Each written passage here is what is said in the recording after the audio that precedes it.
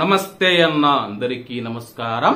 Kuwait లో ఇటీవల కాలంలో కువైట్ ఆరోగ్య మంత్రిత్వ శాఖ ఎయిడ్స్ వ్యాధికి సంబంధించి తాజా గణాంకాలను విడుదల చేసిన విషయం అందరికీ తెలిసిందే.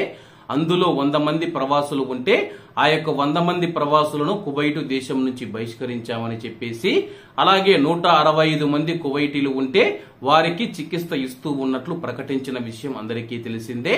కువైట్ లో ఎవరికైనా సరే ఎయిడ్స్ వ్యాధి సోకితే గాని అటువంటి ప్రవాసులను తమ యొక్క దేశాలకు బహిష్కరిస్తూ ఉన్నట్లు అధికారులు తెలియజేశారు.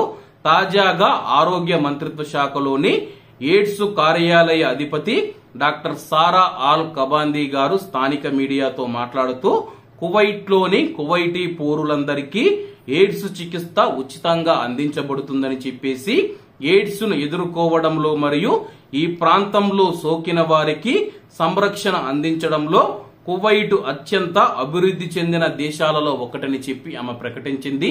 ప్రస్తుతం కువైట్ లో మనం చూసుకుంటే ఎయిడ్స్ వ్యాధి సోకినా సరే ఆ యొక్క ఎయిడ్స్ వ్యాధి సోకిన బాధితులను రోగులను కాపాడేదానికి కువైట్ అత్యంత అభివృద్ధి చెందిన దేశంగా ఉందని చెప్పేసి, అలాగే ప్రవాసులకు సోకితే గాని వాళ్ళను కువైట్ దేశం నుంచి బహిష్కరిస్తూ ఉంటే కువైట్ దేశం తన యొక్క ప్రజలకు ఉచితంగా ఈ యొక్క ఎయిడ్స్ చికిత్సను అందిస్తూ ఉందని చెప్పేసి అధికారులు తెలియజేశారు. కాబట్టి అందరూ బాగుండాలి, అందులో మనం ఉండాలి. అందరికీ నమస్తే అన్న, జై హింద్.